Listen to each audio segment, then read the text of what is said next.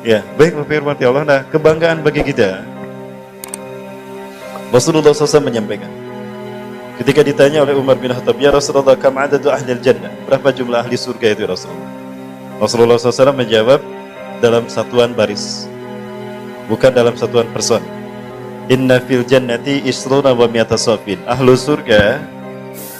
surga kata Rasulullah ada 120 saf. Inna fil jannati ashruna wa mi'ata safin. Tidak disebutkan satu saf itu berapa orang.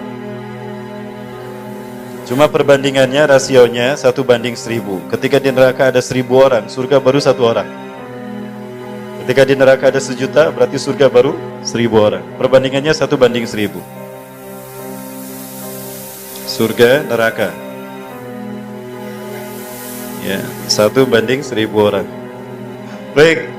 Walakum minha, dan jatah kalian dari 120 shaf ini adalah 80 shaf. Subhanallah. Alhamdulillah. Bayangkan Bapak Ibu, 2/3 surga sudah di booking sama Rasulullah SAW untuk umatnya. Ya, 80 shaf untuk umat Nabi Muhammad. Walakum minha samanuna shafin, bagi kalian 80 shaf. Berarti sisanya berapa? Sisanya 40 shaf. Dibagi rata kepada 123.989 nabi dan 99 nabi dan umatnya. Karena menurut hadis dari Abu Dar Al-Ghifari riwayat Imam Ahmad, nabi ada 124.000 orang. Hanya 12 yang bukan Bani Israel. Dari yang 12 bukan Bani Israel, ada 4 yang lahir di tanah Arab. Yang pertama Nabi Hud, yang kedua Nabi Soleh, ketiga Nabi Syu'aib, keempat Nabi Muhammad SAW. Allahu Akbar. Bapak Ibu, ini kebanggaan bagi kita. 80 shaf sudah di booking oleh Rasulullah untuk kita umat Nabi Muhammad, untuk kita umatnya. Pertanyaannya, kita masuk apa tidak? Amin, mudah-mudahan ya. Asalkan cinta kepada sesama muslim, menganggap orang beriman itu bersaudara, tidak merasa lebih baik daripada yang lain, Bapak Ibu ya. Karena kebaikan dan penilaian benar tidak itu dari Allah. Parameter kita Quran Sunnah, bukan untuk kita banggakan, untuk kita sombongkan sehingga kita mencibir selain daripada kita, tidak. Selama mereka bersyahadat, mereka adalah saudara kita. Yang membuat kita bangga juga menjadi umat Nabi Muhammad SAW adalah yang kedua, selain jatah surga kita paling banyak. Ummati hadhihi ummatun marhumatun. Umatku ini adalah umat yang Allah rahmati. Laisa lahum iqabun fil akhirah. Umatku tidak akan disiksa di akhirat. Alhamdulillah. Ya, mudah-mudahan kita juga termasuk, karena kita umat Rasulullah ya. Umat Rasulullah ini tidak akan disiksa di akhirat. Jadi di akhirat nanti tinggal menikmati hasil amal ibadahnya di dunia. Lakinna iqabuhum ujilat fid dunya, tetapi siksaannya Allah segerakan di dunia. Kaifa yakunu dzalika ya Rasulullah? Bagaimana siksaan itu disegerakan, dalam bentuk apa ya Rasulullah? Yang pertama, bil fitani, dengan fitnah. Panasnya geopolitik membuat kita terseok-seok menjaga iman Islam kita. Ditangkap, dicurigai, dituduh teroris, dituduh radikalis, dituduh intoleran dan sebagainya. Kehilangan pangkat jabatan demi mempertahankan prinsip. Ya. Tapi kita bersabar sampai kita kehilangan nyawa kita, sampai kita menghadap Allah, kita istiqomah. Maka begitu penderitaan kita istiqomah di jalan Allah, merupakan cara Allah menghabiskan dosa-dosa kita. Nah, ini yang pertama. Yang kedua, wabi zalazila, dengan petaka, dengan gempa, dengan tsunami dan bencana alam yang lain. Apabila kita menyaksikan mereka saudara-saudara kita yang meninggal karena bencana, ya kita berharap mereka husnul khatimah. Sakit memang, tertimbun longsor, gempa, kemudian juga tsunami. Tapi jika mereka ada dalam keadaan bertauhid, tidak syirik kepada Allah Azza wa Jalla, sakitnya mereka saat itu adalah sakit yang pertama dan terakhir, atau sakit yang terakhir. Di akhirat mereka tidak akan disiksa. Dan yang ketiga, wabil qatli, dengan pembantaian. Kita lihat Suriah, Palestina dibantai, Rohingya, Uighur, terakhir Wamena. Menyakitkan sekali. Dicincang, kemudian dibakar hidup-hidup. Sakit memang Bapak Ibu. Tapi begitulah kesakitannya di dunia. Di akhirat tidak akan sakit kembali. Ya alhamdulillah. Pertanyaannya, Allah menghabiskan dosa kita dengan cara apa nanti? Ya. Kayaknya yang pertama ini sedang kita alami ya. Dengan cara fitnah dan huru-hara panasnya geopolitik. Dan ternyata tidak sedikit umat Islam di dunia yang terkecoh, ikut-ikut latah mengatakan kalau Usamah bin Laden dan Al-Qaeda itu teroris. Bapak Ibu, Al-Qaeda itu tidak ada, bukan nama gerakan mereka. Gerakan mereka adalah khilafah ala minhajin nubuwah. Jamaah mereka adalah jamaatul muslimin. Hadis-hadis ini dibacakan oleh Usamah bin Laden dalam ceramahnya. Kemudian Al-Qaeda ternyata adalah propaganda Amerika, istilahnya diperbesar-besarkan oleh Amerika. Padahal Al-Qaeda itu nama dari gedung yang dibangun oleh Usamah di Somalia.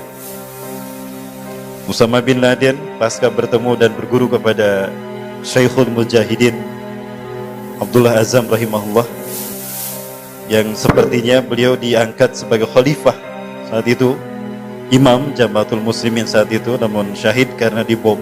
Mobilnya ada bom yang dipasang di mobil beliau, di jalan yang beliau lewati di Pesawar ada bomnya sehingga beliau meledak dan beliau syahid saat itu bersama dua putra dan tamu beliau juga. Nah, Usamah bin Laden memahami betapa banyak negara-negara Islam yang masih terjajah oleh adidaya Amerika dan Rusia dan konco-konconya. Maka saat itu beliau memberikan bantuan harta milikinya untuk membantu pembebasan kaum muslimin dari hal itu. Alhamdulillah membuahkan manajemen dakwah yang bagus, manajemen jihad yang luar biasa. Namun membutuhkan ada pusat manajemen. Maka dipilihlah Somalia. Nah, di Somalia inilah didirikan sebuah gedung manajemen dakwah dan tarbiyah serta gerakan jihadnya Usamah bin Laden dan kawan-kawan. Ya, saat itu sepeninggal Abdullah Azam, Mullah Umar dibaiat sebagai khalifah. Informasi yang saya dapatkan begitu. Nah, gedung itu dinamakan ada tulisan Al-Qaeda. Itu gedungnya. Nah, dia dicatut sama Amerika, dikatakan kalau mereka adalah gerakan Al-Qaeda, padahal bukan nama gerakan. Gerakan mereka dakwah dan jihad Islam fisabilillah. Baik, Bapak Rahmatullah. Nah, belakangan Amerika melalui Direktur CIA 2019 menyampaikan permintaan maaf kepada Usamah bin Laden dan keluarganya. Kalau Usamah tidak terlibat dalam penghancuran WTC. Al-Qaeda juga bukan teroris yang membajak pesawat yang menabrak WTC. Dan WTC dihancurkan oleh orang Amerika sendiri, oleh pejabat tinggi Amerika. Ada konspirasi terselubung di para petinggi Amerika. Mereka pun menuduh Saddam Hussein terlibat dan membantu jaringan teroris Al-Qaeda di Irak dan menyembunyikan senjata pemusnah massal. 2011 tidak terbukti. Ya, bahkan Colin Powell sebagai Menteri Pertahanan Amerika meminta maaf juga kepada dunia dan juga kepada Saddam Hussein kalau Saddam Hussein tidak terlibat dan tidak ada senjata pemusnah massal. Tapi sudah dihukum mati. Ratusan rakyat Irak sudah dibantai, masjid sudah dihancurkan. Katanya perang melawan terorisme, tapi yang mereka perangi adalah rakyat sipil, Bapak Ibu. Katanya perang melawan teroris, tapi yang mereka hancurkan bukan masjid yang mereka hancurkan. Katanya perang melawan terorisme, tapi sebelum perang mereka kebaktian. Mereka berangkat dengan salib di dada mereka. Ternyata itu perang salib, Bapak Ibu. Terorisme hanyalah merupakan sebuah kamuflase saja, sebagai cover story saja untuk menutupi citra mereka memerangi umat Islam. Ada standar ganda yang mereka lakukan. Mereka butuh dengan minyak Irak dan Afghanistan.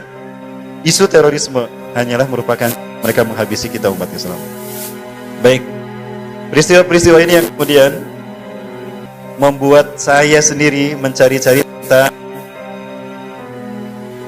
hadis-hadis terkait dengan akhir zaman. Nah, dari situ terbuka Bapak Ibu, kalau ternyata WTC ini adalah sebuah propaganda dan ini terselubung terkait dengan ideologi sesat akhir zaman, Kabalah.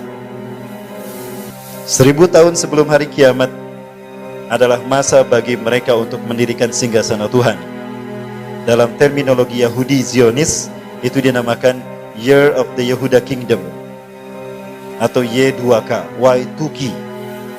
Orang menyebutnya Y2K ini adalah kebangkitan teknologi dan informasi. Itu bohong, bukan.